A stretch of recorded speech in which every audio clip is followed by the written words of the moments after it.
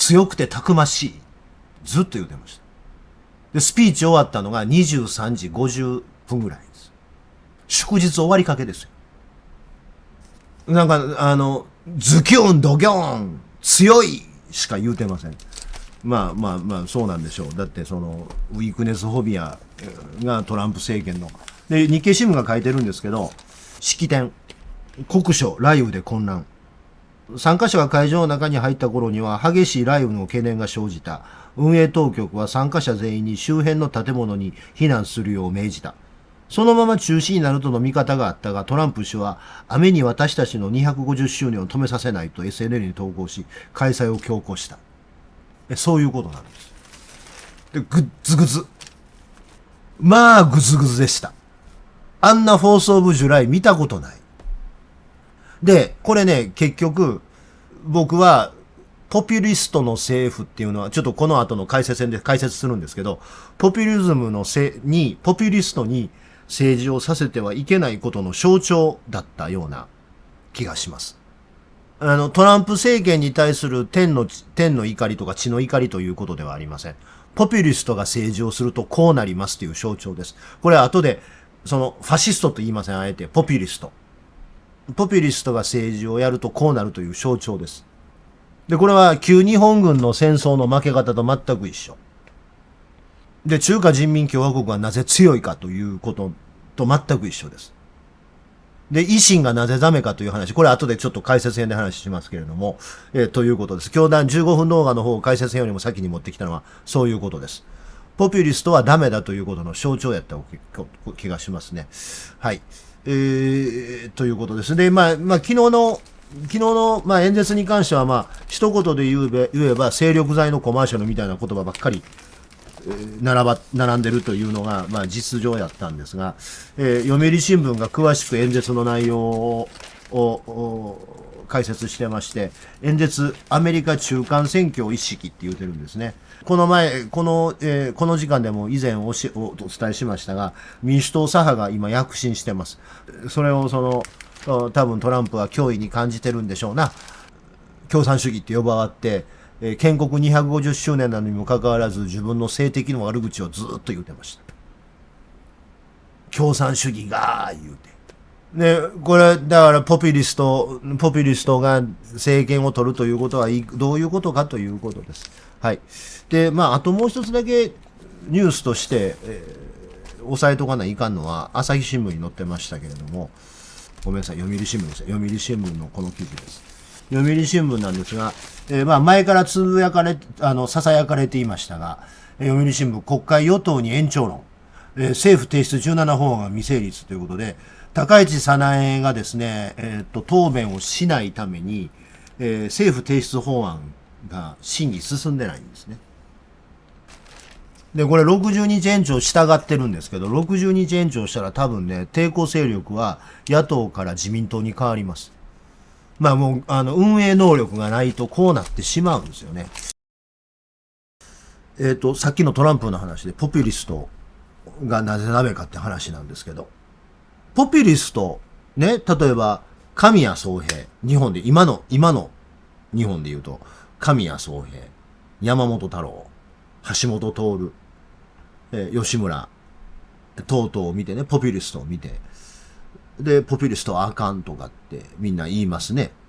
これは右とか左のポピュリズムっていうのもあるわけですから、左のポピュリズムっていうのもありますからね。右左。ポピュリズムすなわち右左ではないですから、右でも左でもポピュリズムっていうのはあります。そらね。神谷宗平とか山本太郎とか橋本徹とか吉村、あいつ何やしたの名前秋広か。博文か。吉村博文。等々を見て、それをポピュリストって言いますわな。で、ポピュリストがなんであかんねんって話になった時にね、みんな大概こう言うんですよ。熱狂させるから。市民を、有権者を熱狂させるから。デマゴーギーだからとか。扇動するからとか言うんやけど、それね、別にね、なんていうの？熱狂そのものはね、ポピュリストでない政治家の演説でも、聴衆が熱狂することってありますしね。熱狂そのものは別に、例えば、山本太郎の演説で、令和の支持者がうわーなってる。神谷宗平の演説で、そいつらがわーってなってるっていうのは、別に問題じゃないですからね。で、それなんで問題じゃないの？菅野ナチスを思い出すじゃないかって言うけど、皆さんがナチスに熱狂する有権者って思い浮かんでる動画って、あれ、ナチス政権取った後作ったプロパガンダ映像ばっかりですよ。嘘ですからね。熱狂した有権者がナチスを選んだっていうのは嘘ですから。ナチスが選挙に勝ったということそのものが嘘なんですからね。ナチス選挙に勝ったことないねんから。ナチスに熱狂する市民とかっていう言葉で思い出すのは多分こういう光景でしょうな。これ政権取った後ですからね。これプロパガンダですからね。これプロパガンダ映像ですから。あるいは、ニュルンベルグの党大会のこんな感じとかね。もうこれもプロパガンダ映像ですから。で、ナチスの場合は政権交代って言わないんですよ。なんかみんなナチスはワイマール憲法の選挙制度の中で順当に選挙を勝ち進んできて、政権与党になったら途端に独裁化してみんなを弾圧したみたいなこと言ってますけど、嘘ですからね。政権交代してないですから。ドイツ語でナチスの方はマハトフライフングって言うんですよ。マハトフライフングで、フライフングって要はね、人質に取るって意味なんですけど、日本語に訳すと政権強盗みたいな。暴力で政権を奪うんです。ナチスは。嘘ですから。熱狂した市民がナチスを選んでしまって間違えたっていうのは嘘ですから。政権強奪とかね、政権窃盗って言うんですよ。誰もおらへんようになって大統領であったヒンデンブルグがシャーなしにヒトラーを首相に任命したら、その時の法律の不備で首相の権限でいろんな政党を非合法化して、他の政権取った後やで、他の政党を非合法化して選挙できひんようにして逮捕したりして、もう一回解散総選挙して自分と右側の政党しかおらへん状況にして総選挙やり始めて、初めて過半数超えたんです。だからほぼクーデターなの。ちなみに言うと、ファシストの本家本元、ムッソリーニもどっちかって言うとそれに近いです。暴力によって政権取ってるっていう。だから、熱狂した市民が独裁者を選ぶというのは、まあパターンとしてはギリシャ、ローマの昔にはあるんですけども、ナチドイツとムッソリーニに関してはちょっと違うんですよ。だから例えば山本太郎の演説を聞いて熱狂する令和新選組の支持者を見る、神谷宗平の演説を聞いて熱狂する参政党の支持者を見たときに、ナチスを思い出すとかっていうのは、いや、それは違うって言わざるを得ないんですよ。すなわち何が言いたいかというと、ファシズムとか全体主義を生むために、熱狂というのは必要条件でも十分条件でもないんですよ。だからその熱狂そのものを見て、ポピュリストが生む熱狂そのものを見て危ないというのはおかしいんです。それはおかしいよ。熱狂そのものをどうのこうのするというのはおかしいんですよ。で、そのデマを言うというのもね、おかしいんです。だって結果論的にデマやったってことって往々にしてあるんだから。それはあるわけですよ。結果論的に間違ってたっていうのはね。で、市民を扇動して何かをさせるとかって言うけど、それもあかん言ったら、じゃあ同時代のさ、西側の指導者、チャーチル、ルーズベルト。チャーチルもルーズベルトもラジオを通じて国民に直接演説して熱狂させて、ナチス・ドイツとの戦いに奮い立たせたわけです。ドイツ空軍が大西洋を渡ってドーバー海峡を渡ってロンドンを空爆してる最中にチャーチルは演説で負けるなって言うてイギリス人を熱狂させてよし戦うぞって気持ちにさせたわけですよ。ルーズベルトは日本海軍に真珠湾攻撃された後リメンバーパールハーバーって言うてヨーロッパの戦争に参加したくないって言ってたアメリカ人を熱狂させてヨーロッパの戦争と対日戦線に叩き込むわけですよ。で、それは扇動でしょ。語の全く意味での扇動でしょ、それは。だからすごい演説で人を鼓舞する、扇動することがダメなわけでも、熱狂するからダメなわけでも、ないわけですよ。だって政治には今のチャーチルとルーズベルトの事例を考えたらわかるように、政治には必要だったりするわけですよ。利害関係の調整である以上、それが必要なの。で、なんでポピュリストはダメかっていうとね、そこにあるんじゃないの。それは、どの政治家でも生まれてしまう効果だったりするんだよ。熱狂だったり、扇動だったりするのは。それが政治という営みです。が、なぜポピュリズムがダメかというと、ポピュリズムって、ナラティブしかないのよ。バカが熱狂することも危険じゃないの。別にバカは常に熱狂すんねんから。バカは何があっても熱狂するんだから。別にいいんですよ。バカが熱狂するって世の常なんですよ。ポピュリズムがダメなのは、ナラティブしかないの。例えば維新。維新がめちゃめちゃわかりやすいんですけど、維新がめちゃめちゃわかりやすいんですが、維新はね、既得権益って言うでしょ。既得権益が大阪をダメにしていると。だから既得権益を駆逐すればね、大阪は良くなるんだと。よく言いますわな。既得権益って言うでしょ。で、その既得権益って一体何やねんって話ですよ。なんかイルミナティとか恐竜人間とか言われてるぐらいよくわからないんですけど、維新の話を聞いてると、既得権益というものがあって、その既得権益を追い出してしまうと世の中は良くなるというふうにおっしゃるわけですよ。なるほど。その既得権益っていうのは一体何なのかというのはね、なんかフリーメイソンとかイルミナティとか、爬虫類人間とかよくわからない話ですけど、わかったと。ほんならまあその既得権益っていうのをね、がなくなったらええんでしょ。でもさ、世の中ってさ、あらゆる問題が既得権益なの？あらゆる問題が既得権益によって阻害されてるの？そんなことあり得るわけないやん。それはもちろん、ようわからんけども、その既得権益というものが、社会の改善とか発展を阻害してる分野もあるんやろ。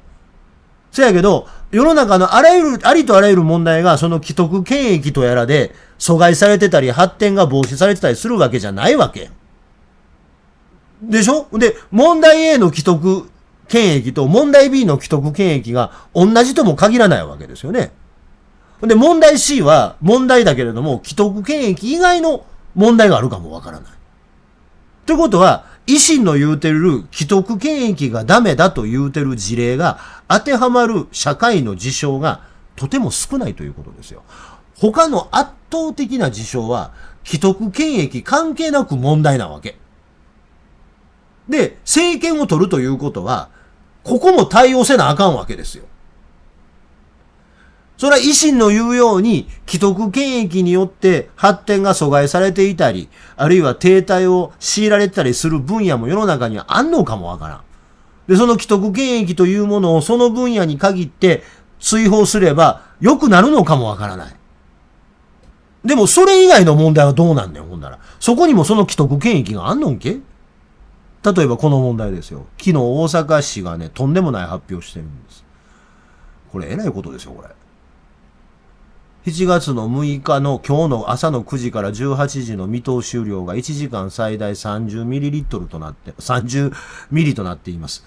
何は大放水路の雨水ポンプが運転不能となっているため、生野区、阿倍野区、平野区、東住吉区、住吉区、住之江区の一部地域では、通常より浸水の恐れが高い状況です。これえらいことですよ。大阪水浸しですよ、こんなん。で、これポンプのメンテナンスですよ。ポンプのメンテナンスに既得権益関係ないよね。ポンプのメンテナンス既得権益さんが邪魔してはったん？ポンプのメンテナンス、ポンプの修理に既得権益関係ないよね。俺が言いたいことはそういうことで、ポピュリズムの危険なところは大阪維新を理念にするとこのポンプの話と同じでね、既得権益を何とかしたら何とかなる分野もあるかもわからんけども、世の中の 99.9% は既得権益関係なく問題は問題としてあるわけですよ。で、政治をやるということは、それも対応するということです。すなわちどういうことかというと、ポピュリストが垂れ流すナラティブ以外の問題に対応できなくなるのよ。令和新選組、消費税なくす。俺も賛成です。でも政治は消費税をなくすことだけではないわけですよ。消費税をなくすこと以外のことでもいっぱいやらなあかんことがあるわけ。学校給食どうすんねんとかね。外交どうすんねんとかっていうことをやらなあかんわけですよ。賛成と日本人ファーストっていうナラティブですよ。確かにその日本人ファーストにすれば解決する分野もあんのかもわからんけど、世の中の問題の 99.9% は日本人も外国人もクソも関係なく問題は問題としてあるわけですよ。日本人ファーストで解決する問題も、それはひょっとしたら俺はないと思うけども、ひょっとしたらあんのかもわからん。でも、日本人ファーストっていう言葉で、例えば参政党が政権取ったとしたら、日本人ファーストというパースペクティブで解決する問題以外は解決しないわけですよ。で、それはその日本人ファーストという言葉で外国人差別を先導してるという問題点もあるけども、その問題点の他に、じゃあ日本人ファーストというソリューションで解決できない問題はどうやって解決するんですかって聞いたときに、日本人ファーストで選挙やってるやつはぐぬぬとしかなりようがないわけですよ。学校給食を自公方式にするのは日本人ファーストで出てくる答えなん？じゃあ社会保障を健全化するって日本人ファーストで解決する問題なん？じゃあ大阪が今今日直面してる集中豪雨から住吉みたいなその平べったいところをどうやって守るかっていうのを既得権益関係あんの？ポピュリストがダメな理由はそこなんです。大衆が喜ぶナラティブを垂れ流して権力を得ようとする政治手法は危険なのはそこなんですよ。で、さらに言うと、そいつらがほんまに権力を持ってしまったらどうするかっていうと、既得権益が、日本人ファーストが、消費税ゼロが、以外の問題はなかったことにされんね。存在しないことになる。日本人ファースト。だから入国審査を厳しくしましょう。ちゃんと書類化されてない外国人は送還させましょう。いろんなことやるんでしょう。やるけど、じゃあ、障害者福祉は？年金は？社会保険料は？あらゆる問題が日本人ファーストと関係ない分野の問題は、そもそも問題として存在していないとするしかなくなるわけですよ。ポピュリストが政権を取ると。で、大阪はまさにそうなってんの。既得権益がーって言うてて響くことしか維新はせえへんから、それ以外のことほっとびっぱなしなんだから大阪は道路のセンターラインは消えてるわ。木は倒れるわ。木は切りまくるわ。雨水のポンプは潰れて水浸しになるわ。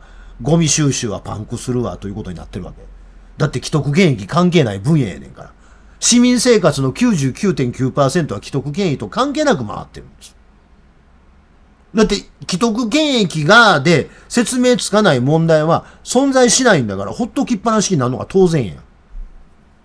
それが、ポピュリズムの危険性なんです。それを一心に具現化したのが昨日のトランプやったわけ。さっき日経新聞の記事で紹介しましたけど、トランプの演説の前に雨うわー降ったんですよ。えらい雨やったの。えらい雨降ったの。ほんなら、そう政府主催の式典ですよ。まず、参加者、国民、政府ですからね、国民の雷はすっごい雷でね、暴風雨ですよ。まず考えなきゃいけないのは、政府主催の式典ですから、参加者の安全を考えなきゃいけないやん。命守らんと、その場の。でも、それよりも、トランプは、自分の強いアメリカというストーリーを優先したわけ。